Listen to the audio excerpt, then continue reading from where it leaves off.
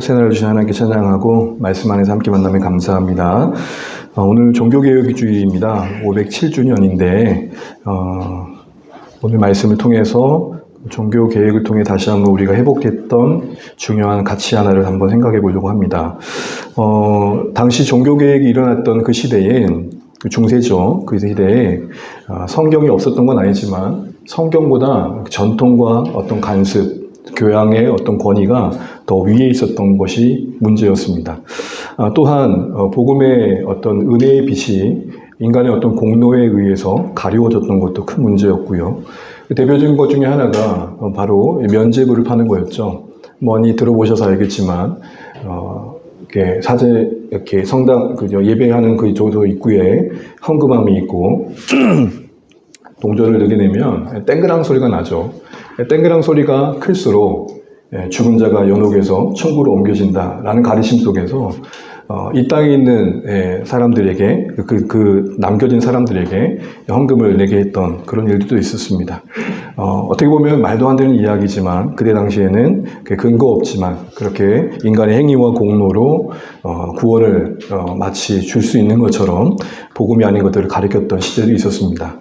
이러한 때 종교개혁이라는 가치가 종교개혁이라는 신앙의 운동이 일어나게 됐고 그걸로 해서 회복된 중요한 진리 중 한 가지가 뭐냐면 구원에 대한 하나님의 절대 주권입니다. 칼라미도 썼지만 솔리디오 바로 글로리아입니다. 하나님께 영광, 오직 하나님께 영광. 이 말은 구원의 여정, 성도가 구원받는 데 있어서 그 시작과 과정과 완성이 하나님의 은혜 안에서 시작되어지고 완성되어져 간다는 겁니다. 하나님의 주권을 강조한다는 것이 우리의 순종과 책임을 배제한다는 건 절대 아닙니다. 순종을 통해 일해 가시지만 우리 순종에 매이지 않으신다는 겁니다. 특별히 구원의 여정 중에 겪는 우리의 어떤 연약함이나 실패와 넘어짐도 사용해 가신다는 것들을 포함합니다. 그래서 어떤 신앙의 여정 속에서 우리가 겪는 당혹감 중에 하나는 하나님의 자녀된 이후에도 여전히 우리 안에는 변화되지 않는 모습을 마주하게 된다는 거죠. 그래서 스스로 내가 정말 하나님 자녀 맞나라는 어떤 대물음 속에서 초라함 속에 스스로 되게 괴로워한 시간들을 보내기도 합니다. 이런 하나님의 자녀된 이후에도 겪는 이 혼돈과 당혹스러움의 현실들을 바르게 이해하기 위해서라도 이런 연약함과 실패의 현실들을 구원을 이루어가신 하나님의 주권 아래서 어떻게 받아들여야 될지를 바르게 알아가는 건 참 중요할 것입니다. 하나님은 구원의 주권자이신 그 하나님은 은혜 안에서 그런 연약함과 우리의 실패와 넘어짐마저도 더 큰 목적을 이루는 데 있어서 선용하시더라는 겁니다. 우리의 순종을 사용하여 일하시고 우리의 연약함을 선용하여 일을 이루어 가십니다. 그래서 그 은혜를 깊이 생각할수록 이런 실패와 넘어짐이 정말 신앙의 이제 마침표구나, 끝났구나 이런 어떤 절망의 표시가 아니라 새로운 생기와 우리 안에 거룩의 동기를 부여하는 순표가 되게 하시는 어떤 역설의 여정을 경험해 가게 된다는 것입니다. 그래서 그 일이 있었기 때문에 오히려 더 하나님을 더 의지하게 되고 그 일이 있었기 때문에 더 하나님을 더 찾게 되고 그 일이 있었기 때문에 더 진지해지게 되는 그런 은혜들을 우리가 경험해 간다는 것이죠. 이런 관점에서 성경에 소개된 인물에 대한 해석을 우리가 좀 생각해 볼 필요가 있습니다. 오늘 성경을 보는 많은 소개된 인물들을 보게 되면 우리는 그들의 행위와 또 했던 일들의 교훈을 얻습니다. 거기에도 많은 관심을 갖고요. 그러나 우리는 이런 하나님의 주권의 관점에서 구원에 관한 하나님의 절대 주권의 관점에서 성경 인물을 대할 때 그들의 인생 속에 하나님께서는 어떻게 자신을 소개해 주시고 계신가를 볼 필요가 있습니다. 그들처럼 이전에 그들 속에 일하시는 하나님의 주권과 은혜를 볼 필요가 있다는 것이죠. 성경에 그렇다고 해서 위인들이 대단한 줄 알았는데 별거 아니네 이런 생각 갖자는 게 아닙니다. 그래도 우리가 똑같네 이런 말을 하자는 게 아니라 오히려 반대로 하나님께서 참 그리 연약한 인생들을 이렇게 복되게 빚어가시고 쓰시는구나 이렇게 볼 필요가 있다는 것입니다. 그래서 성경의 수많은 인물들 속에서 하나님께서는 어떻게 한 인생을 불러내시고 그리고 그들을 그의 자녀로 하나님의 자녀로 세워가시고 자녀답게 빚어가시는지 그 일에 하나님 얼마나 진지하시고 그 일을 이루어 가신 그 신실하심을 포기해 가지 않으시는지 우리가 이걸 볼 필요가 있다는 것입니다. 이걸 한마디로 말한다면 하나님의 어떠하심이죠. 하나님의 어떠하심. 나 한 사람이 하나님의 자녀가 되어져서 하나님의 자녀다워져 가며 또 영광의 나라에 이를 때까지 하나님이 절대 주권 속에 우리 인생의 모든 것을 사용하신다는 것들을 성경의 예시를 통해서 확인받아야 된다는 것입니다. 그렇지 않고 성경의 인물을 통해서 우리도 이렇게 하면 이렇게 될 수 있습니다. 어떤 교훈과 도전, 어떤 그런 측면으로 생각을 하다 보면 언제나 우리는 끝없는 절망에서 허구될 수밖에 없다는 것입니다. 사람을 통해서 그들의 인생을 통해서 오늘도 하나님은 어떤 은혜와 긍휼로 우리를 붙들고 계시고 목적하신 그 거룩한 하나님 나라를 향해 이끌어 가신지를 봐야 우리의 혼돈스러운 이 현실이 헤아려지고 때로는 믿음 없는 자처럼 여기는 우리의 삶을 그래도 우리 스스로가 은혜 안에서 품을 수 있다는 것입니다. 이런 의미에서 여러분 아브라함에 대한 생각을 오늘 좀 해보려고 합니다. 여러분 보통 우리는 아브라함을 믿음의 뭐라 그러죠? 조상이다. 교회 좀 다니시면 아브라함 그러면 믿음의 조상, 뭐 거의 구구단처럼 나옵니다. 9일은 9. 네, 얘들아 갑자기 구구단인데 눈이 번쩍 띄어지는 거야. 이제 언어가 좀 통하는 것 같아. 그게 그냥 나온 말이 아니라 성경에 나와 있습니다. 그런데 중요한 거는 성경에서 왜 아브라함을 믿음의 조상으로 했냐에 대해서는 조금 우리가 생각을 좀 해볼 필요가 있습니다. 여러분 로마서 4장 16절인데요. 같이 한번 읽어볼까요? 시작. 그러므로 상속자가 되는 그것이 은혜에 속하기 위하여 믿음으로 되나니 이는 그 약속을 그 모든 후손에게 굳게 하려 하심이라. 율법에 속한 자에게뿐만 아니라 아브라함의 믿음에 속한 자에게도 그러하니 아브라함은 우리 모두의 사람의 조상이라. 아멘. 아브라함은 모든 사람의 조상이다 라고 말하면서 그 앞에 믿음에 속한 자의 조상이다 라고 말을 하고 있고 그 앞에 그 믿음이라는 것은 결국 은혜를 받는 수단이라고 말하고 있고 그 은혜라는 것은 상속자가 되는 것을 말합니다. 다시 말하자면 상속자라는 것은 기업 물을 자, 곧 하나님의 자녀됨의 또 다른 말일 텐데 한 사람이, 한 죄인이 하나님의 자녀가 되는 것이 은혜임을 드러내기 위해서 쓰여진 인물이 누구냐? 아브라함이다. 지금 얘기를 하는 것입니다. 아브라함이 얼마나 대단한 사람이지 아니? 라는 것의 측면에서 지금 이야기가 나오겠는 게 아니라 아브라함을 우리는 본받아야 돼. 아브라함은 우리의 믿음의 어떤 지표야. 그런 어떤 모델로서 소개되고 있는 게 아니라 하나님께서 얼마나 한 인생을 붙들어 내어주시고 구원해 가신 데서 신실하신지 그 은혜가 크신지를 예시로서 보여줄 수 있다면 아브라함만한 인생이 없지 그 얘기를 하고 있는 것입니다. 그럼 이런 맥락이라면 아브라함 입장에서는 내세울 게 있어요? 없어요? 자랑할 게 없는 거죠. 여러분 여기서 한 가지 분명히 정리하면 좋겠습니다. 믿음의 조상으로 아브라함을 소개할 때는 그를 믿음의 모델로 소개하고 있는 게 아니라 구원에 있어서 하나님의 은혜를 설명하는 믿음의 예시로 아브라함을 말하고 있다는 점에 대해서 우리는 다시 한번 관심을 새롭게 정리할 필요가 있습니다. 물론 아브라함 개인의 믿음은 훌륭합니다. 우리가 본받고 따라가야 할 믿음의 모습이 많습니다. 그러나 간과하지 말아야 할 것은 그의 인생 여기 속에서 완벽한 영웅이라고 하기에는 부족한 부분들이 참 많이 소개됩니다. 그의 인생의 이야기를 살펴보다 보면 전혀 실수가 없고 실패가 없고 넘어지 없느냐 할 때 그렇지 않더라는 것입니다. 12장에서 부름받은 아브라함이 되어지고 그리고 이삭을 얻게 되어지고 이삭을 드리기까지 단번에 그 믿음의 정상에 이른 자로서 소개되는 게 아니라 과정이 있는 자로 소개되고 있다는 게 중요합니다. 예수 믿겠습니다 하고 그 다음 날부터 갑자기 새롭게 변화되어져 가지고 완전 달라진 사람으로 소개되고 있는 게 아니라 시작이 있고 과정이 있고 여정이 있는 그런 사람으로서 소개되고 있다는 것을 우리는 놓치면 안 되겠다라는 것입니다. 그 과정을 가만히 주목해 보면 보이는 게 있는데 그게 바로 하나님의 주권이고 그 주권을 베푸신 은혜입니다. 주권이라는 게 뭘까요? 은혜라는 게 뭘까요?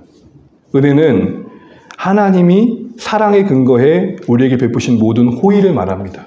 자비와 긍휼을 말합니다.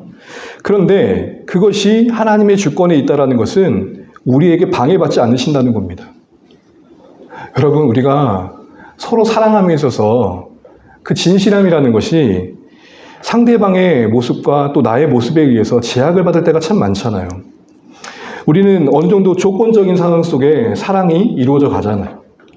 상대방의 모습에 우리의 사랑의 행위가 제약을 받습니다. 가는 말이 고와야 오는 말이 골다는 말이 그냥 나온 게 아니잖아요. 그런데 하나님의 그 은혜가 그분의 주권 속에 속하여 우리에게 베풀어지고 있다는 것은 우리의 어떠함에 상관없이 그분의 사랑 안에서 주어지고 있음을 말하는 것입니다. 그게 아브라함됨에 있어서 그 과정 속에서 계속되고 있는 아주 중요한 진리라는 것입니다. 아브라함일 때 불러서 아브라함이 되고 아브라함답게 빚어가시는 그 하나님의 주권, 그 성실 열심을 베푸신 그 은혜를 그러게 우리는 놓치지 말아야겠죠. 오늘 본문을 보게 되면 오늘 그것을 더 부각시켜준 걸 보게 됩니다. 오늘 본문은 어떻게 보면 스스로 위기를 자초한 아브라함의 어려움의 현실을 담고 있습니다.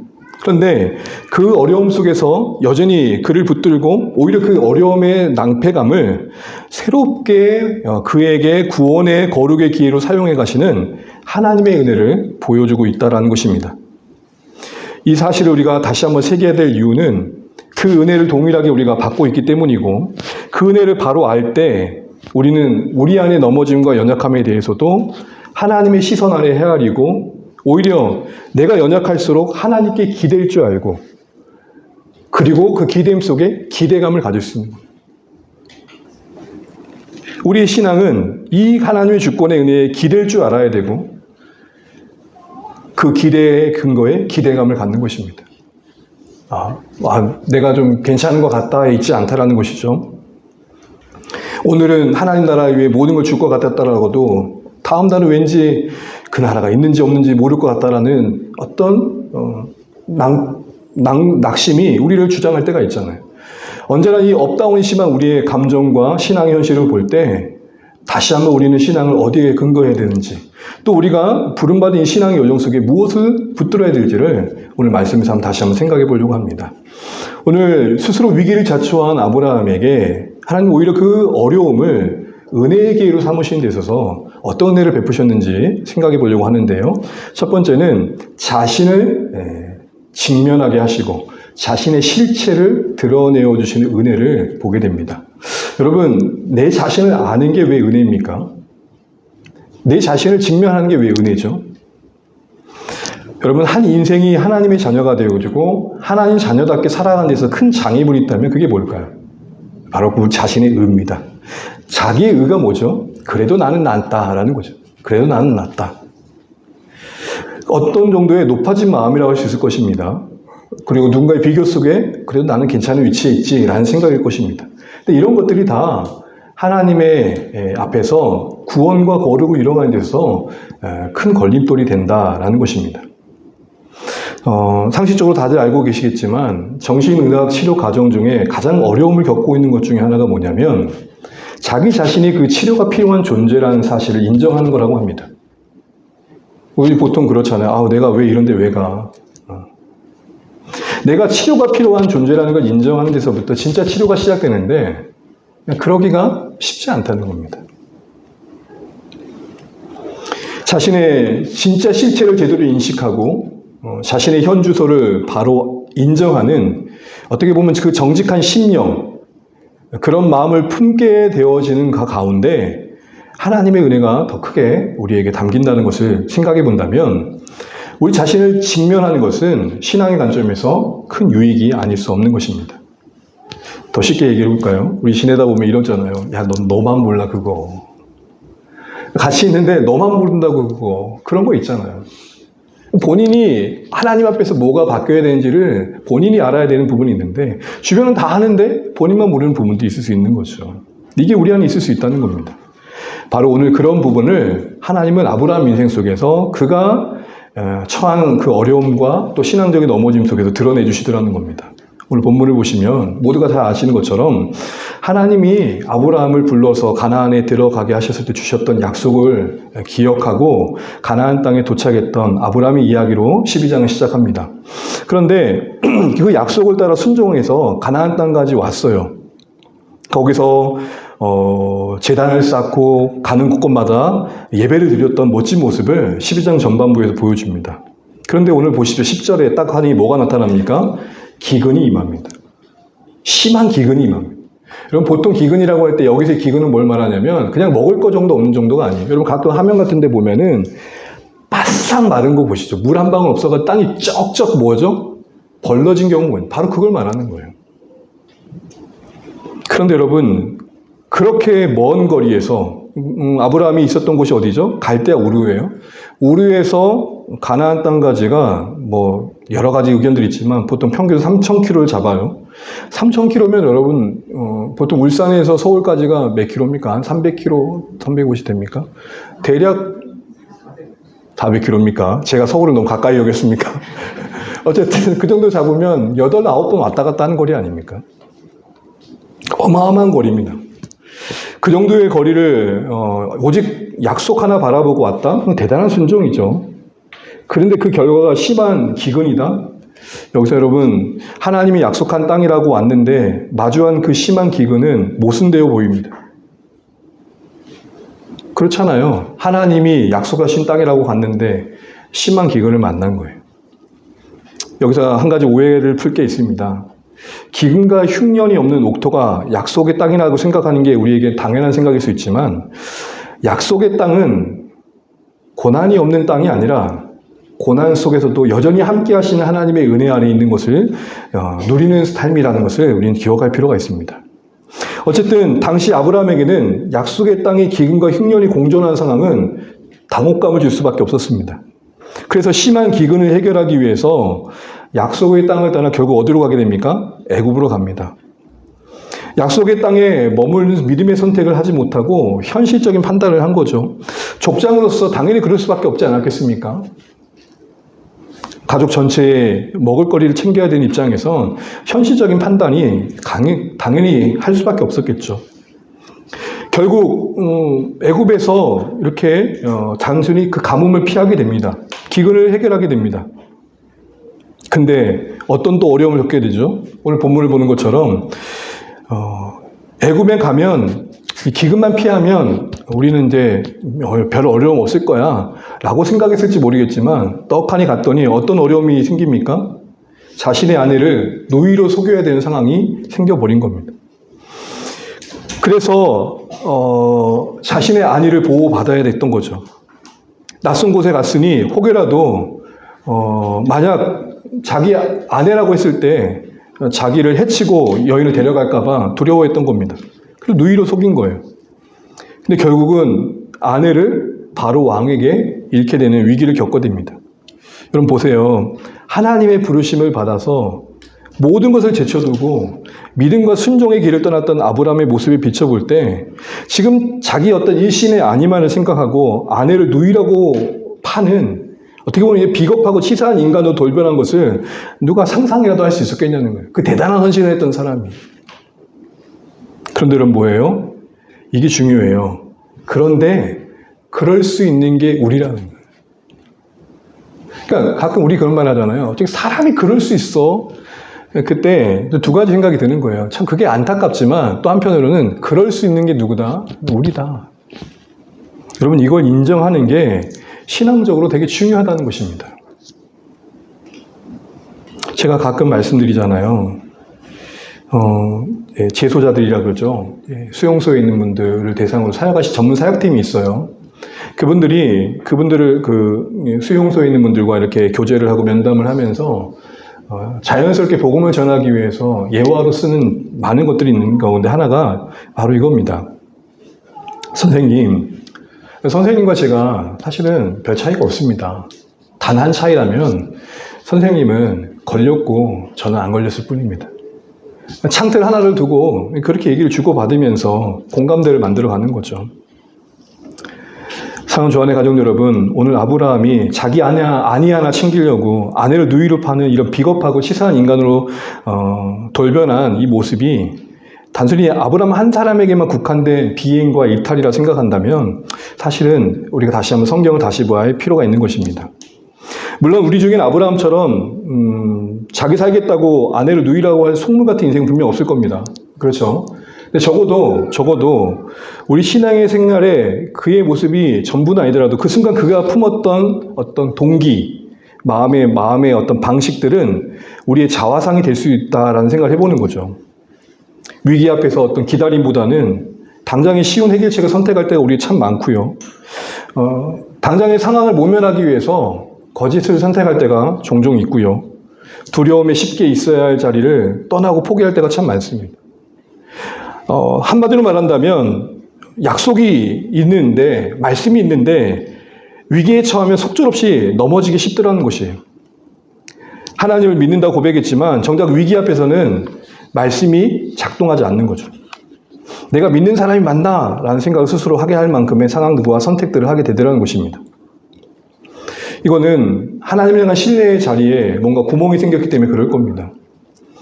하나님과의 관계가 뭔가 빈틈이 생길수록 그 안에 세상적 두려움이 자리 잡게 되고 결국 그만큼 우리 안에 하나님을 향한 믿음의 선택들을 하기가 어려워지게 되는 거죠.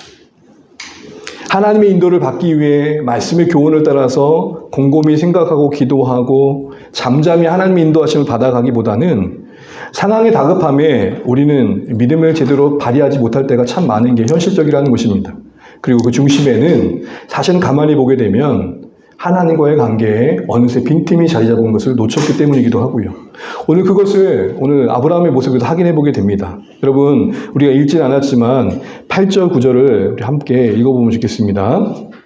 설교 노트나 화면 한번 보십시오. 같이 한번 읽어볼게요. 시작. 거기서 베델 동쪽 산으로 옮겨 장막을 치니 서쪽은 베델이요 동쪽은 아이라. 그가 그곳에서 여호와께 제단을 쌓고 여호와의 이름을 부르더니 점점 남방으로 옮겨갔더라. 여러분, 저는 점점이라는 단어를 주목하시면 좋겠어요. 그 다음 그림을 보여주세요. 갈대아 우르가 저 오른쪽 끝에예요. 엄청 멀리 왔죠. 가나안까지. 그래서 약속의 땅에 머물고 있었는데 애굽으로 건너간 거예요. 근데 그 과정 속에 그 중간의 구절은 뭐라고 얘기하고 있냐면 점점이에요. 그러니까 무슨 말이에요? 기근이 생겨서 애굽 간 게 아니었던 거예요. 이미 점점 애굽에 가까워져 가고 있는데 마침 기근이 생긴 거예요. 여러분, 이거 잘 분별하세요. 어쩔 수 없었다가 아니라 이미 그 어쩔 수 없음 앞에 무너질 수밖에 없는 신앙의 현실을 떠안고 있었다는 것도 우리가 놓칠 때가 많아요.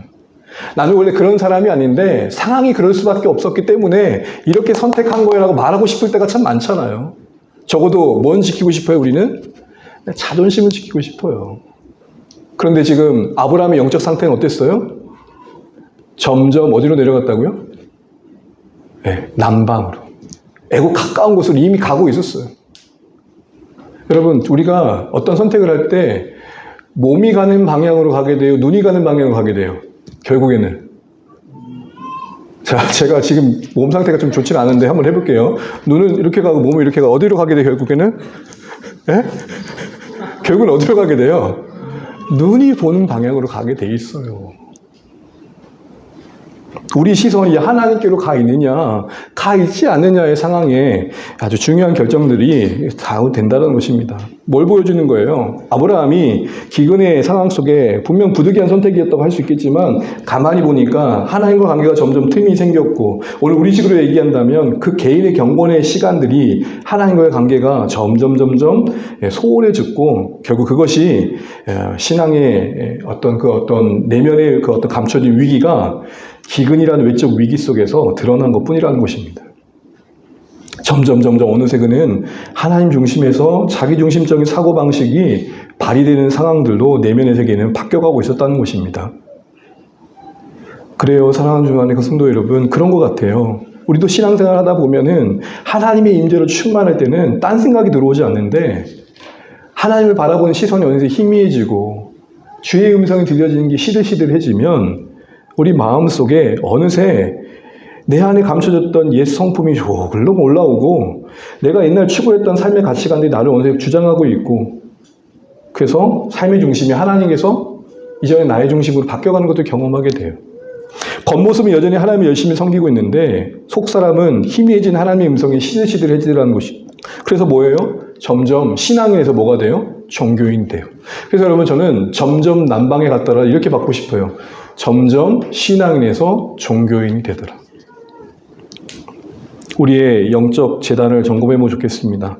처음에 가나안에 왔을 때는 여기저기 다닐 때마다 베델에 갈 때마다 세계여행 갈 때마다 돌단을 쌓았다니까요. 늘 가는 곳마다 돌단을 쌓았다는 것은 하나님이 임재를 인식하고 여기도 하나님이 약속하신 땅이지 하고 예배했다는 말을 듣는 걸 예배했다는 표현입니다. 우리의 영적 재단은 어떤가? 혹시 점점 남방으로 옮겨가는 현실의 일부분은 우리 안에 있지 않은가를 좀 돌아볼 필요가 있는 것입니다. 우리의 영적인 실패와 넘어짐은 이런 맥락에서 본다면 우리의 영혼의 현실을 드러내어주는, 확인하게 되어지는 오히려 점검의 기회가 될 수 있는 거죠.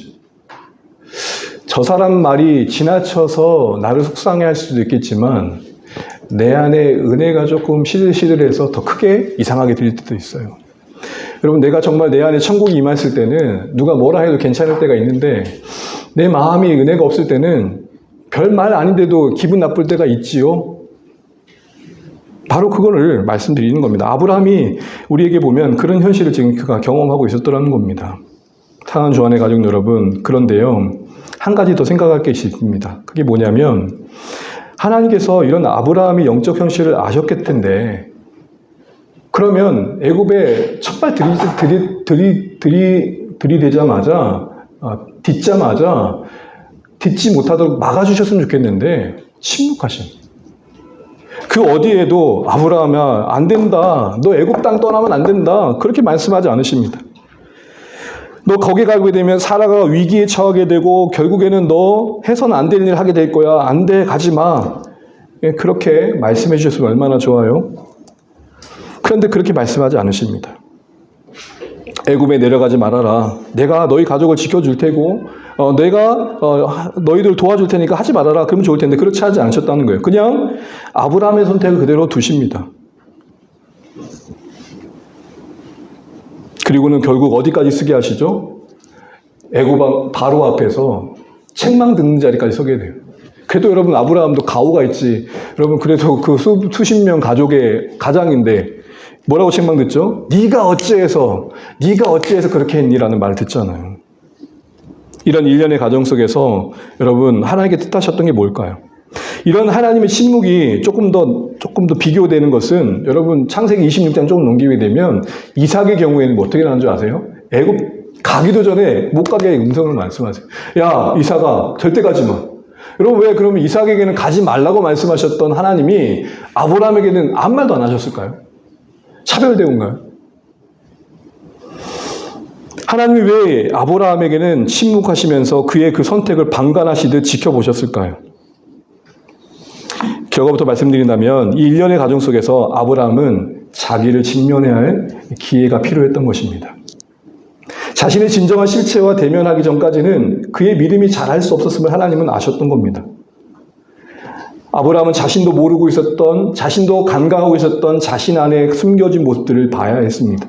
그 안에 연약함의 실체와 그 중심에 있는 이기심을 봐야 했어요. 그 사건의 일련을 통해서 얼마나 자신이 못난 모습을 갖고 있는지를 확인했어야 됐다는 것입니다. 어떻게 보면 그 사건이 섭리적으로 그에게는 허락된 것이죠. 아브라함 입장에서는 왜 하나님께서 그때 붙들어주지 않느냐고 따질만 했겠지만 하나님 입장에서는 침묵 속에서 오히려 그의 믿음을 더 자라게 하는 역설을 만들고 계셨던 겁니다. 생각해 보십시오. 우리가 어떤 태어난 아이가 걷게 될 때 걷는 과정 속에서 부모님들은 애가 넘어지지 않도록 붙들어주지 않습니다. 어떻게 하죠? 아이 걸음 연습할 때 어떻게 하세요? 못 넘어지게 하세요? 몇 번이라도 넘어지게 하세요? 넘어지게 한 건 아니지만 넘어진 걸 지켜보시죠. 왜 지켜보시죠? 넘어짐과 일어섬을 반복하면서 뭐가 자라요? 근육이 자라죠. 같은 원리라 생각되어집니다. 오늘 이때 이 순간만큼은 이 아브라함의 그 자신 안에 드러나의 모습들을 드러내어 주시고 그래서 결국은 그가 하나님 앞에 그 자신의 믿음이 더 하나님 기뻐하신 모습으로 자라나의 필요성들을 확인시켜주고 싶어 하셨다는 것입니다. 근육이 붙고 스스로 걸을 수 있는 힘을 키우는 과정이 아이가 넘어짐과 섬을 반복하면서 생기는 것처럼 하나님께서는 아브라함의 믿음을 그렇게 키우기를 원하셨던 겁니다. 사랑하는 주안의 가족 여러분, 하나님께서도 우리 삶에 일일이 간섭하시고 모든 선택에 관여하지 않으십니다. 방관하신다는 게 아닙니다. 알고 계시고 보고 계시며 우리를 헤아리고 계십니다. 그러나 선택에 있어서 우리에게 그 몫을 맡기실 때가 참 많습니다. 때로는 강권적으로 끌고 가실 때도 있지만 어느 시점에서는 아무 말씀도 안 하시고 그냥 홀로 답안지에 답을 쓰게 하십니다. 스스로 해보라는 거죠. 그래서 그 과정에 실수와 실패를 경험하게 하십니다. 실수와 실패의 자리로 몰아가신 게 아니라 허락하셔서 그 시간들을 지나게 하시더라고요. 넘어지지 않게 하고 실패하지 않게 하는 환경과 상황들로 자꾸 보호해 주신 게 아니라 때로는 그 자신의 실력으로 그 현실을 감당하게 하셔서 자신 안에 그 현실을 감당할 수 없는 한계를 직면하게 하시더라는 겁니다. 여러분, 제가 많이 산 건 아닌데요. 살아보니 겸손은요, 실패만큼 만들어집니다. 내가 넘어져 봐야 쪽팔림을 합니다. 그거 이론으로 안 돼요. 이론으로 안 돼요. 믿음의 실패를 경험해봐야 믿음이 진짜 내가 없구나를 직시하게 됩니다. 사랑의 실패를 경험해봐야 내가 사랑의 한계가 있구나를 알게 됩니다. 우리는 우리 자신에 대해서 진짜 제대로 알지 못할 때가 참 많다라는 생각들을 저는 저의 삶에서 많이 경험하게 됩니다. 이런 거죠. 나에게도 이런 모습이 있었네. 이런 말씀드리기 좀 면목 없긴 하지만 제가 한때는 교회 오빠였습니다. 그런데 나름 교회 오빠라고 갖는 이미지가 있잖아요. 결혼하고 나서 이건 아내와 전혀 상관없는 겁니다. 제가 제 자신을 볼 때 참 초라했던 게 있습니다. 지나가는 감정들이 이런 거예요. 서로 그럴 수 있겠지만 이런 거 하나에 내가 이러고 있다니. 그냥 넘길 수 있는 것들인데 함께하는 가정 속에서 내 수준이 유치원도 안 된다는 생각이 드는 거예요. 여러분 지금도 그런 것 같기도 해요. 애들 그 라면 몇 조각 먹는 게 뭔 일이라고. 좀 배고파서 라면을 끓여서 먹고 있는데 슬슬 막내가 들려와요. 그러면 벌써부터 이렇게 자녀로 보이는 게 아니라 원수로 보이는 거죠. 접근하지 마. 절대 접근하지 마. 한번 줘요. 그러면 되는데 화를 내고 있는 제 모습을 봐요. 사랑하는 주 안에 가진 여러분, 나에게도 이런 모습이 있네. 이게 필요해요. 아브라함이 하나님께서 그 실패의 과정을 모르셨을까요? 그럼 그 시간을 지나도록 놔두신다니까요. 왜요? 그 시간을 지나야만 그가 그 자신 안에 있는 못난 모습을 직면해야만 그가 더 큰 믿음의 자리로 갈 수 있음을 아셨기 때문이죠. 여러분, 믿음이라는 게 뭡니까? 내가 무너지고 하나님이 사시는 거 아닙니까? 그런데 우리가 의지적으로 내가 무너진다고 무너지던가요? 아니요. 온 몸으로 내가 못난 놈인지를 확인해야 무너져 버리는 거죠. 그리고 그곳에 하나님의 새 일을 이루어가는 것이죠. 그런 역설을 하나님께서 우리 신앙 안에서 만들어 가신다는 것입니다. 역설적이지만 진짜 자신에 대해 절망해야 우리 안에 하나님께서 만드시는 소망의 역사들이 만들어져 간다는 것입니다. 내가 알고 있는 나에 대한 착각과 환상과 신화가 무너져야 진짜 믿음이 거기서 시작되는 겁니다. 여러분, 십자가의 은혜 앞에 누가 깊은 하나님의 은혜에 감격합니까? 동일한 그 십자가의 은혜가 어느 누군가에게는 그 인생을 뒤바꾸기도 하고 그의 모든 생애를 하나님께 드리는 결단을 드리게 한다는데 그 십자가의 은혜가 언제 인격적으로 경험됩니까? 바로 자신의 처함이 그 십자가 앞에 보일 때입니다. 내 죄가 이 주 예수 그리스도를 못 박았다는 게 보일 때입니다. 자기가 그 십자가 앞에 철저히 깨어짐을 온 인격으로 경험할 때입니다. 그래서 여러분 뭐라고 그럽니까? 심령이 가난한 자가 천국을 누리는 겁니다. 십자가의 사랑은 우리 모두에게 동일한데 체감은 다를 수 있어요. 누구에게 그 십자가의 사랑이 뜨겁게 와닿을까요? 그 죄가 십자가 앞에 합당치 못한 죄가 크게 보이는 자겠죠. 누가 타인에 대한 이해와 배려가 깊어질까요? 자기 자신도 동일한 실수와 실패를 경험할 때 누군가에게 손가락 든 그 위치에 내가 있을 때 예전처럼 쉽게 손가락질 못하는 거죠. 나를 아는 만큼 겸손해집니다. 나를 아는 만큼 하나님을 의지합니다. 내가 무너져 봤던 만큼 이웃에 대한 배려와 헤아림이 자라가는 것입니다. 사랑하는 주 안에 가진 여러분, 왜 하나님은 자꾸 이렇게 우리를 직면하게 가게 하실까요? 왜 우리 안에 숨겨진 우리 안에 마주해야 될 모습들이 내가 원하지 않던 모습을 자꾸 마주하게 하시고 왜 내 안에 이런 모습이 있었네를 보게 하실까요? 바로 그걸 통해서 하나님 우리 안에 참된 구원을 이루어가시기 원하시기 때문입니다. 신앙은 포장과 치장이 아니라 그 과정을 통해서 채워져 갈 수 있기 때문이죠. 그런 은혜를 우리가 기대해가면 좋겠습니다.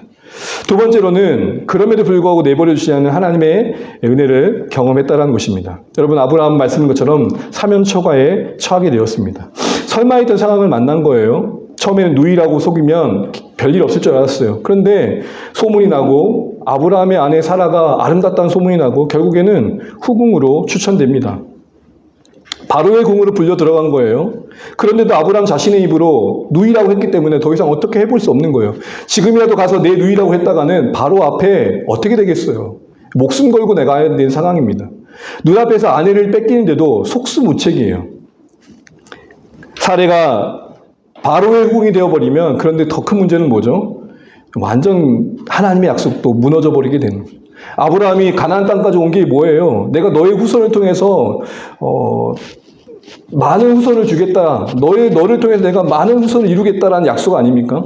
근데 사례가 잡혀가는 그 순간 어떻게 되는 거예요? 약속은 붕괴되는 거거든요. 이렇게 되면 뭐예요? 그거 하나 믿고 여기까지 왔는데 그거마저 무너지는 거예요. 여러분, 우리가 살아가다 그런 경우 있잖아요. 그거 하나 믿고 왔는데 그거 무너졌을 때 내 자신이 완전 무너지는 거 아닙니까? 그거 하나 믿고 거기에 내 모든 걸 올인했는데 그거마저 할 수 없을 때 모든 게 파탄으로 끝날 수밖에 없는 상황입니다. 근데 여러분, 겉으로 볼 때는 아브라함이 좋아 보이긴 해요. 여러분, 이렇게 된 순간 속은 몰라도 여러분 겉으로 볼 때는 어때요? 바로의 처남이 됐잖아요. 지금 왕가에 속하게 됐어요. 근데 속사정은 어때요? 썩어 들어가겠죠. 하루하루 사는 게 정말 장난이 아니었을 겁니다. 여기서 한 가지 생각해 볼 게 있는데요. 여러분, 인생은 좀 다면적으로 볼 필요가 있습니다. 겉으로 볼 때 좋아 보인다고 다 괜찮겠지라는 생각 하시면 안 돼요. 다 저마다의 뭐가 있죠? 가슴앓이하는 부분이 있어요. 그걸 볼 줄 알아야 됩니다. 그런데 여러분, 감사하게도 놀라운 역전이 일어납니다. 우리 17절 읽어보겠습니다. 17절 함께 읽습니다. 시작. 여호와께서 아브라함의 아내 사레의 일로 바로와 그의 집에 큰 재앙을 내리신지라. 하나님이 개입하십니다. 침묵하신 듯 보이셨던 하나님이 이제는 개입하십니다. 앞서는 가만히 그냥 그의 실수를 방관하셨다면 지금은 개입하십니다. 보고만 계시지 않습니다. 그 처한 문제 속에 찾아가셔서 바로와 그 집안에 큰 재앙을 일으키심으로 바로에게 살해를 범하지 못하도록 보호해 주십니다. 어떤 재앙이 있는지는 나타나지 않아서 모르겠지만 바로가 느끼기에도 이건 신이 아니면 이런 어려움이 있을 수 없어 라고 할 만한 그 어떤 것이었겠죠. 그 뒤에 하나님이 내린 그 재앙 앞에 두려웠던 바로는 아브라함을 불러냅니다. 그리고 왜 너 날 속였냐고 책망을 듣습니다. 근데 여기서도 은혜예요. 돌려보낼 때 바로 왕이 억한 심정으로 아브라함에게 해를 끼치도 있었는데 평안히 돌아옵니다. 그리고 약속의 땅으로 다시 돌아오게 됩니다. 여러분, 여기서 주목하고 싶은 게 바로 이겁니다. 지금 불신과 불순종으로 실패한 건 정작 누굽니까? 아브라함입니다. 그 가정에서 아브라함은 속수무책으로 아무것도 할 수 없었습니다. 다만 할 수 있는 건 정정긍긍할 뿐입니다. 그런 상황 가운데서 하나님께서 구체적으로 개입하셔서 아브라함을 보호해 주셨다는 사실을 우리는 주목하셔야 됩니다. 비록 아브라함이 스스로 실패하고 범죄하고 그를 행했지만 결국 하나님은 그를 포기하지 않았다는 사실을 보여주고 있기 때문입니다. 이게 은혜입니다. 비록 불신의 태도를 보이고 불순종의 태도를 일관한 그 어떤 선택들을 하고 있었지만 아브라함 스스로 초래한 문제에 그 스스로 어려움을 처한 상황이었지만 하나님께서는 그 상황을 전복시켜주고 회복시켜주는 방향으로 결정적인 순간에 타이밍을 놓치지 않고 개입하시더라는 겁니다.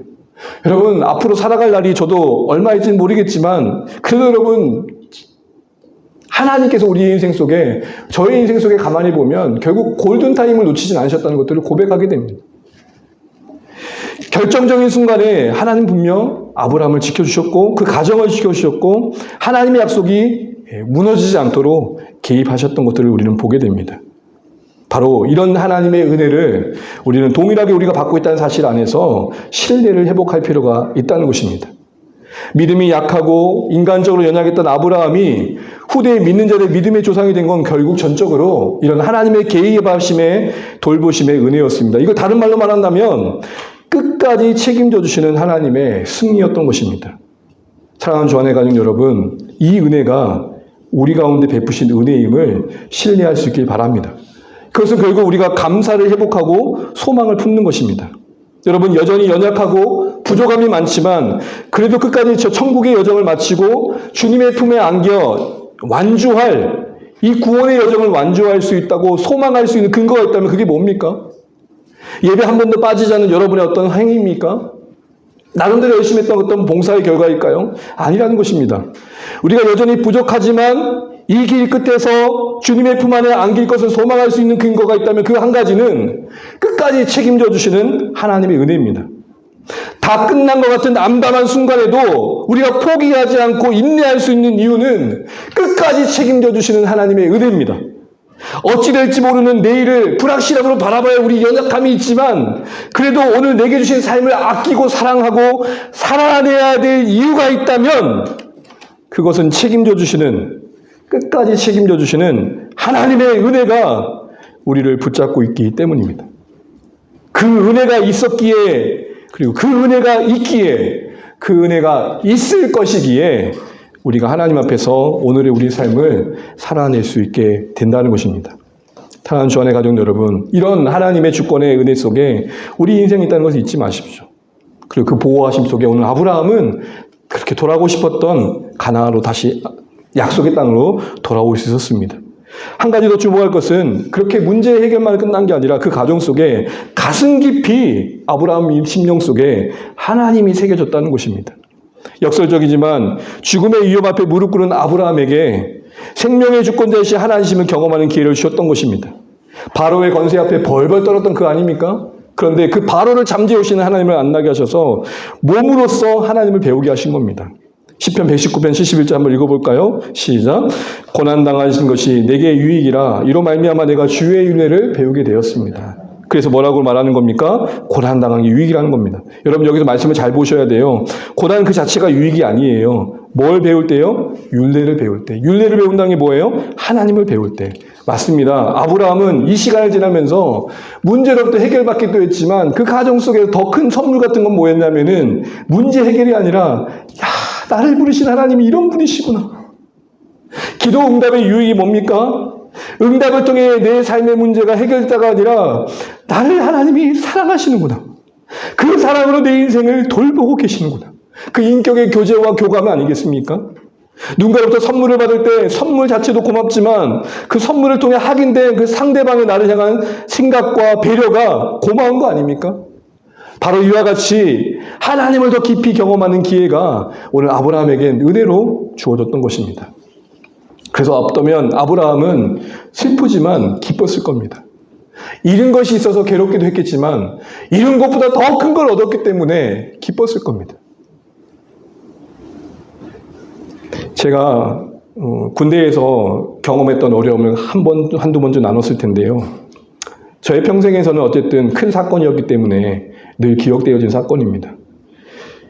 교통사고를 경험하고 제가 스스로 어쨌든 그 사고를 처리해가는 과정 속에 큰 돈이 들어갔고 무엇보다도 군인이라는 신분 때문에 이게 내 인생에 별 하나 생기나는 마음까지 생기는 그 상황 속에서 두려웠던 2주간의 그 끝자락에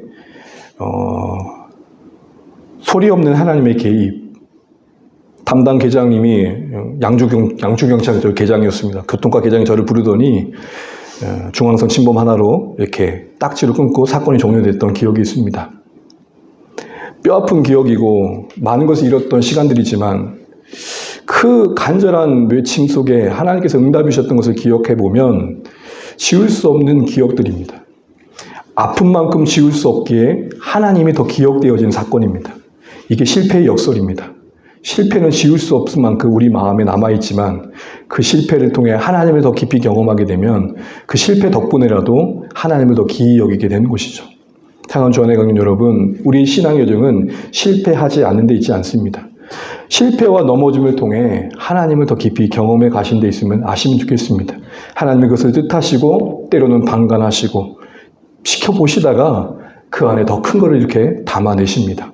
사랑하는 주안의 가족 여러분, 하나님께서 우리의 인생에 실패로만 끝나지 않기를 바라십니다. 실패와 넘어짐의 순간에 책임져 주신 하나님의 은혜 속에서 우리 안에 더 많은 것들이 담기기를 기대하십니다. 그러기에 우리도 실패와 넘어짐이 마침표가 되지 않게 하시면 좋겠습니다. 그 안에 하나님의 은혜를 더 담기를 사모하시면 좋겠습니다. 실패가 버려지는 쓰레기가 아닌 신앙의 걸음이 되시면 좋겠고, 실패가 우리 인생의 오점이 아닌 하나님께로 향하는 전환점이 되시면 좋겠습니다. 이제 마지막 은혜입니다. 이 과정을 통해서 더 성숙하게 된 은혜가 그에게 임했음을 보게 됩니다.